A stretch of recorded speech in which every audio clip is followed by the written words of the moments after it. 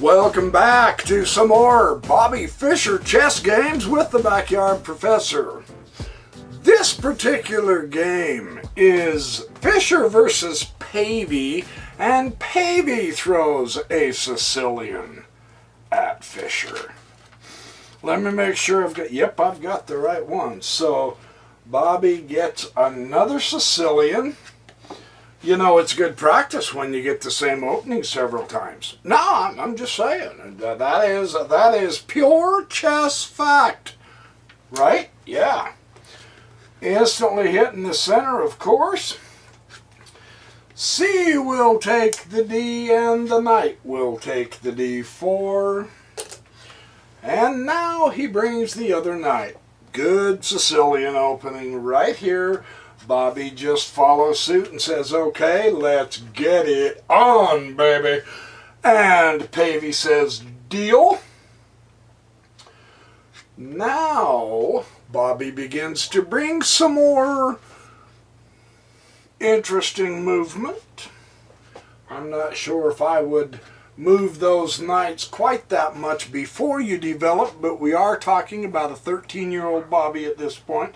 He played a lot of chess, didn't he? I mean, every one of the videos for the last 8 or 9 I played of Fischer has been when he's 13, so this is great because we get to see how he develops his repertoire as he grows into this. This is awesome to do, right? Now, look at this. Knight d6 check already. What is Bobby doing? He's going on a tear. However, it's like I've said in previous videos, a 1 or 2 man piece cannot win the game. But watch what Bobby tries to do with this. The king will come up and now knight c8 check.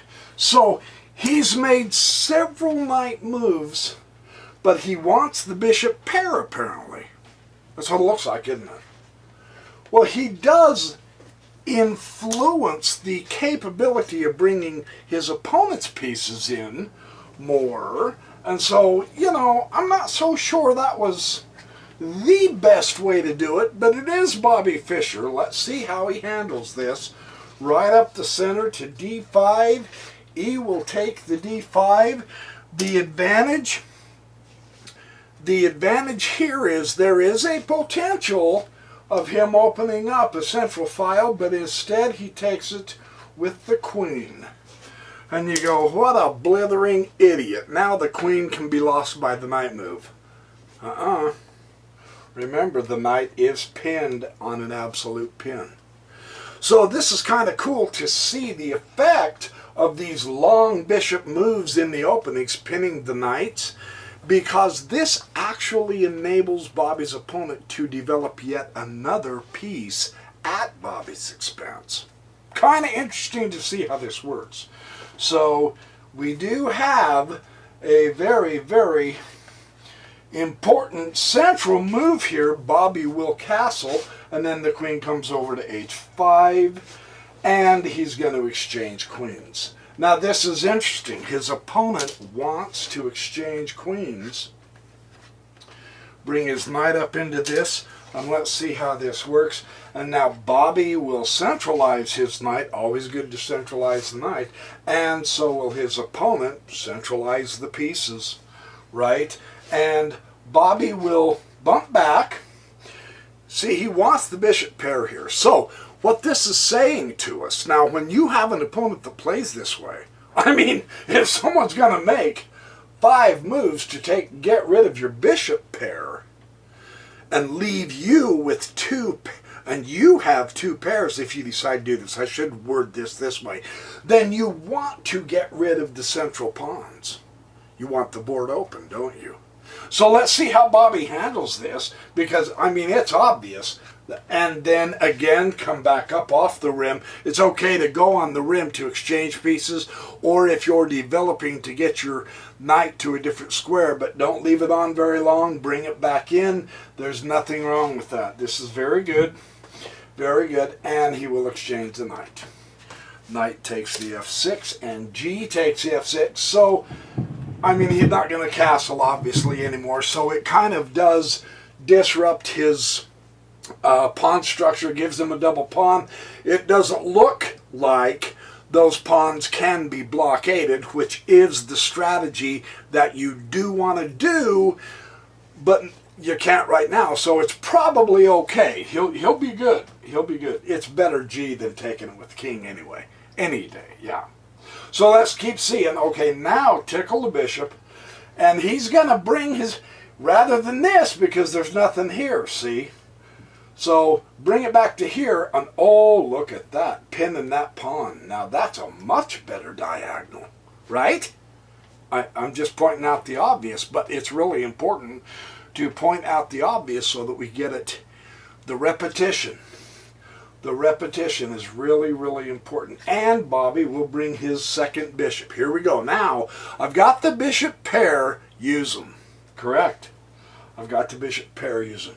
Rook H to D8, central file, bringing in the last of his pieces to develop. Nice, very good. And Rook F to D1. Just like the last Sicilian we saw. True story. There's no reason, there's no point, and it very well could give you headaches. In fact, I would call it a strategic error, simply because Artur Yusupov emphasizes this quite a bit. Well, I mean, all of them do. Alekin Nimzovich did. Capablanca was superb with this. But there's no reason to let him have that central file and use it. So exchange the rooks. It's better to trade down. Exchange the rooks rather than give your opponent that kind of a file. And we've seen this in several games. And again, I say, the repetition is really good to know this, because this is how the great players play it. So, and you say, well, I would like to have my rooks. Well, of course you would, but it's far better to not have them than leave your opponent with an open file to attack you, especially a central open file. So that's good to know. Just keep repeating this kind of information as we view it, because it's really important to know. He's going to, and true, his rook was supporting it, but bump it back one. You don't lose any power at all, but you do support him. And now you opened up a second file. True, it's a partial open. That, I understand that, but two central rooks. That's a pretty powerful setup, right? So, and now look at Bobby. He's going to take that central knight.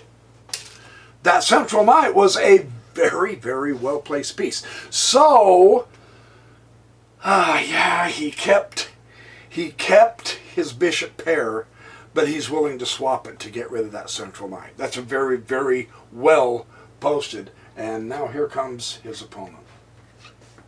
Check. No more check. He would have taken it with his king, but he would rather take it with his rook. Yeah, stop it. Just stop it. And now, so you notice that little, again, before immediately retaking, go ahead and do a little intermediate move and then retake. Because neither one of them want to let their opponent have that file. I promise. That's just not good chess. So you must challenge. So, and now Bobby will, so he does have the one bishop, maximize it. Very nice, huh? It's okay here, although it is unguarded, right? Try hard, never leave your pieces unguarded, no matter what, really, truly. So, sure. Stronger placement. And you say, well, there's not a lot there. That is not the point. The point is you can shift faster to either side from the central position. Therefore, try hard to centralize everything. It is a more powerful position. Even though technically he's only got a punk target, that is irrelevant. Actually, he does have a punk target. That might be relevant. But it is a stronger position. And I'm not trying to belabor the point, but really, truly, as we watch how Fischer plays, we begin to see patterns in his movements, right? Yeah, this is beautiful to see. So, and rook will guard the pawn. You got 3 pawns here, and you're in the minority.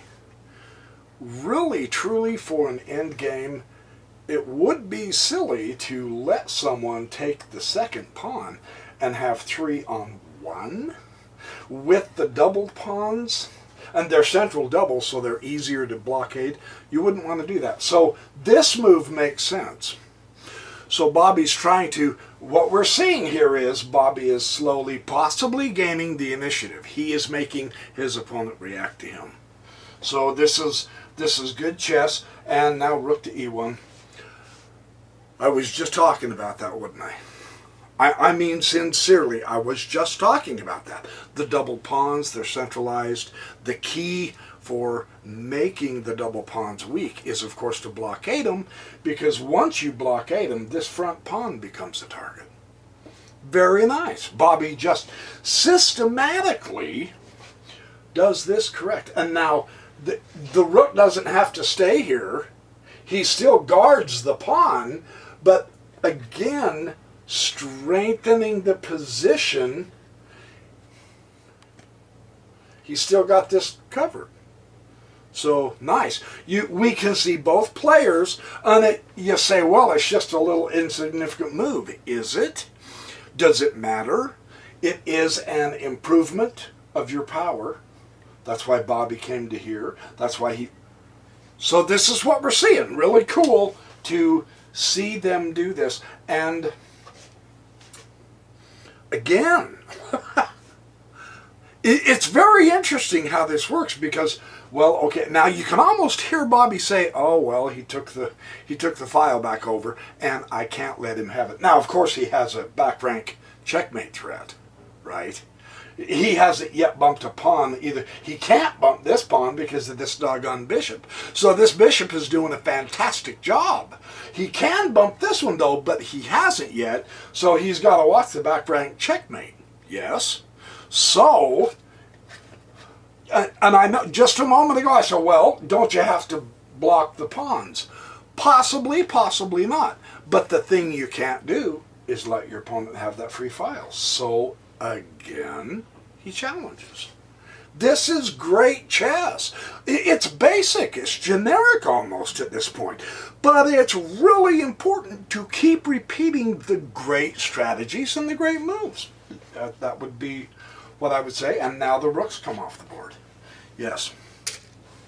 Rook and then the bishop. So we are down now. It's looking real drawish, isn't it? And here's the catch. They're bishops on opposite colors. So really, now, yes, he has 3-2. This is true. He does have doubled pawns, but now, if Bobby can't get these pawns blockaded, and this is why he will want to blockade them, before he starts pushing this little guy down here and wreck this majority.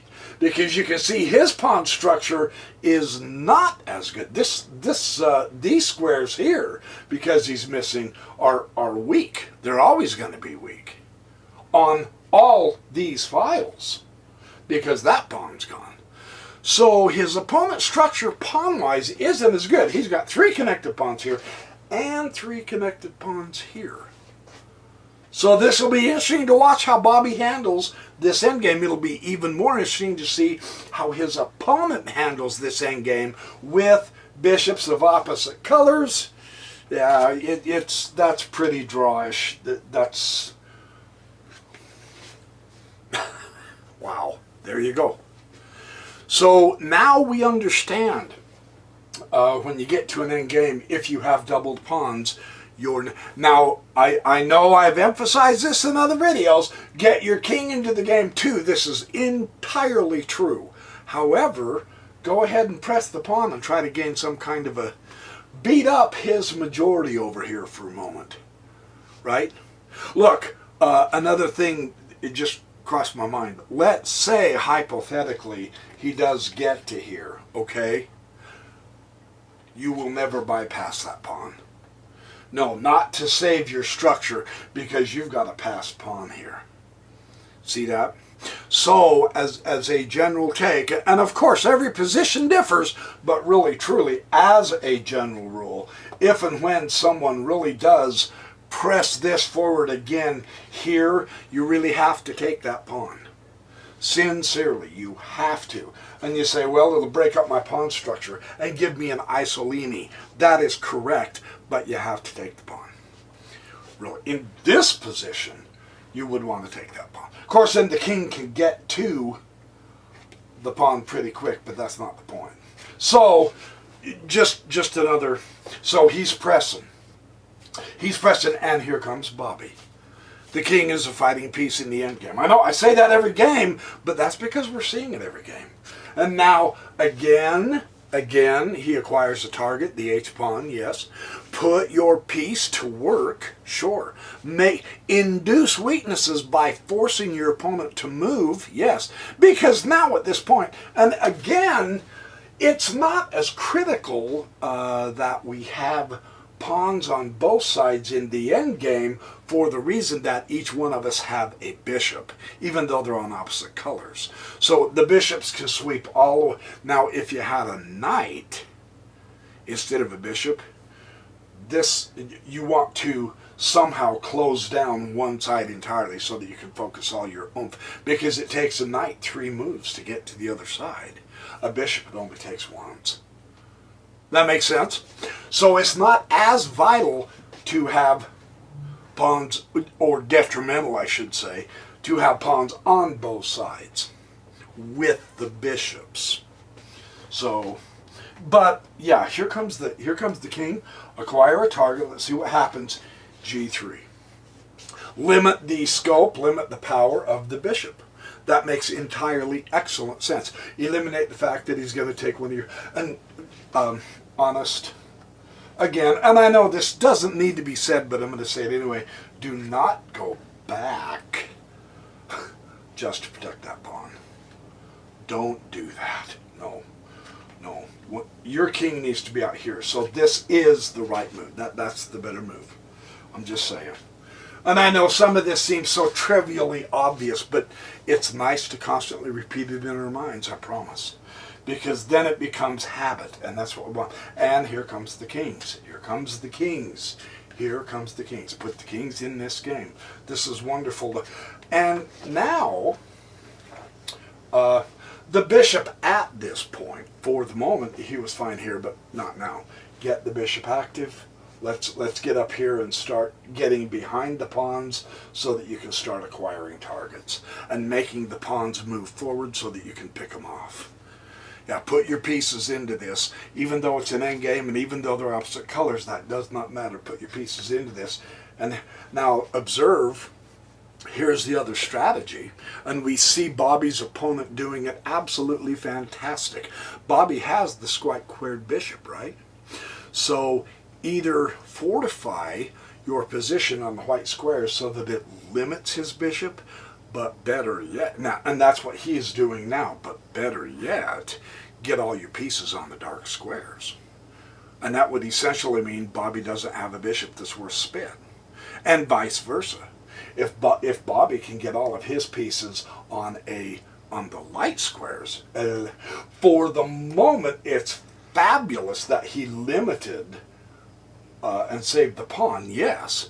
But as you get closer and closer, he will want to keep his pieces on the white squares, won't he? Because then that eliminates the power. He will want to put his pieces on the dark squares. That's nice. But he has pressed the double pawn, and now there's no reason to leave this backward pawn here. Bring him up into the action. 3 pawns connected. That's not bad. And kind of a fortress around the king. But notice where the king is on the dark square. Bob's got a white, right? Yeah. So the advantages and disadvantages, and here we go. There's a target. Now, of course, he can't take it right now, but there is a target. Bobby is on the move. He is putting his pieces, the king and the bishop, to work in the endgame. Absolutely. This is wonderful to see. Bishop d8 will come down, and now bishop c8. Again, get behind the pawns. Use your piece. And you can see why. This is why black is going to want to put all of his pieces on the dark squares. Yeah.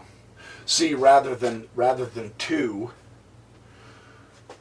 yes, you're closer, but you got 3 pawns here. Keep them connected together and out of danger now. Very nice, very nice. So he comes back up to d7. And you say, well, it seems like they're just wasting a move. No, they're not. It just takes one bad move, one bad judgment call, and bam, you can win an endgame. The cool thing about these games is to see so much excellent strategy for the endgame. That is what is so delightful here. And now b3, he's going to take it slow, keep his compact pawn mass together, connected and strong, right? Bishop f6, and now bishop c8. He stays over here at this point, and now king d5, and yes, it's true, he has a chance to get put in check, but instead, notice what Bobby Fischer does.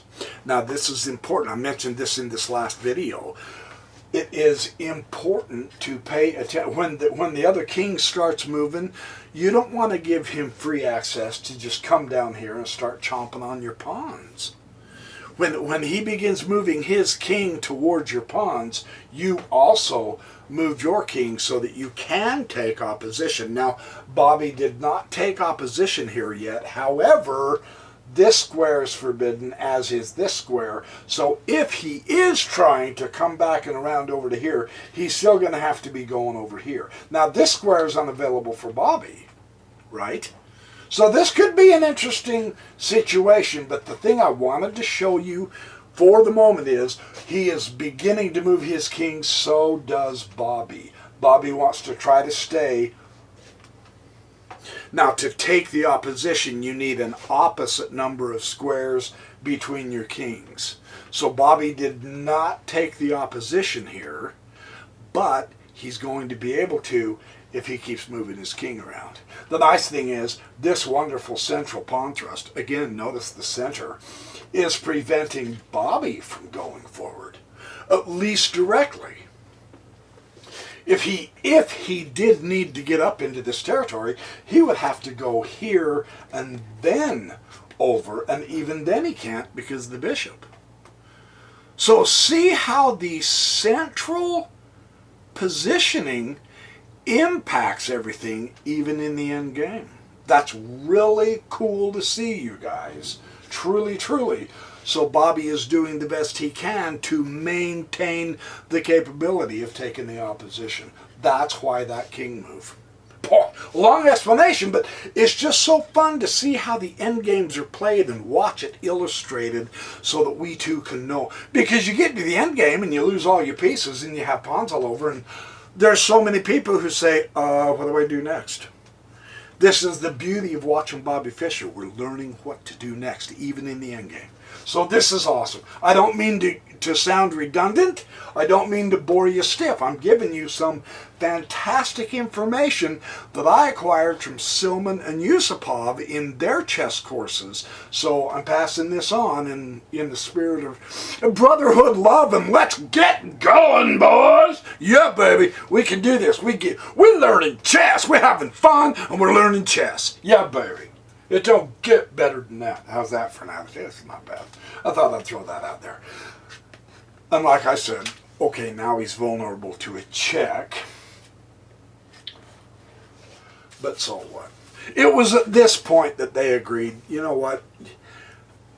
Let's just draw. And here's why. Here's why. Because you will continue to try to move that back and forth, right? He could leave his bishop here, right? No, he can't. Because now that you moved out a check, what if he leaves the bishop there and says, okay, I'm going to do something like this? Yeah. Okay, then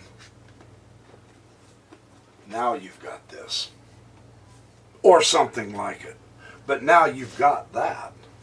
And so it's going to virtually take away every square except the... Well, if he wants to stay up here and guard his pawns, which I think is what he would do. On the other hand, coming down here, he could acquire targets and possibly influence, in which case Fischer is going to start coming over here because he's got that back pawn and eliminate these guys. So, you know, the impression, the reason they drew is because you're looking at another 50 moves to finish the game, right?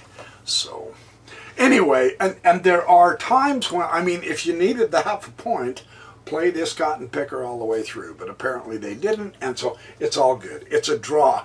But what terrific ideas we've seen on in certain times in the game. What piece do I move now?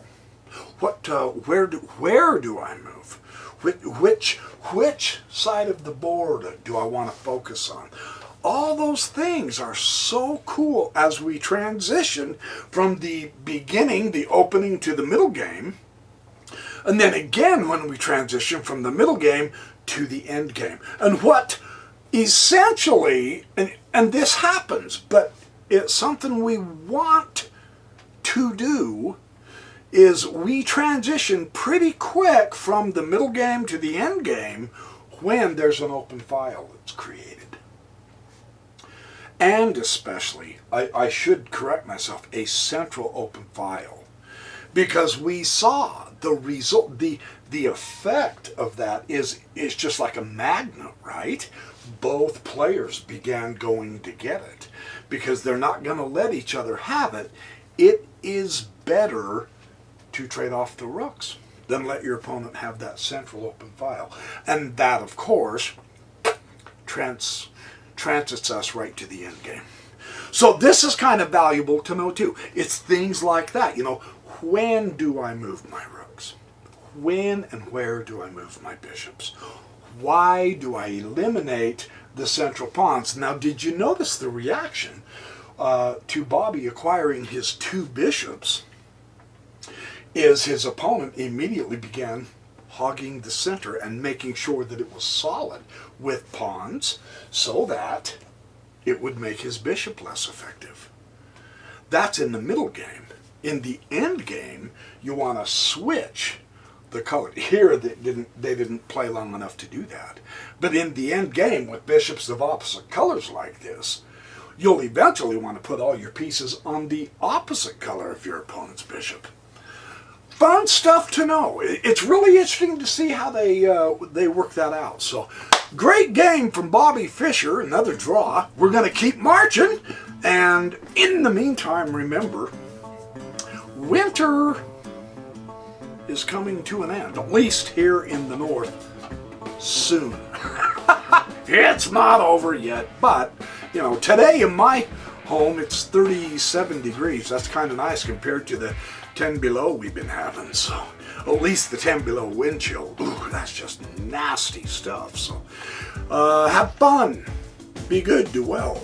Have a great day. Thank you for watching my videos. I appreciate it. It's always fun to get with you guys and share video ideas and games that improve our chess. And I mean, that makes it so doggone fun.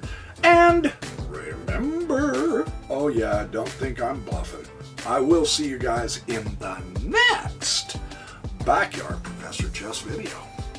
Come with your chess boards. You come to class prepared. You hear me?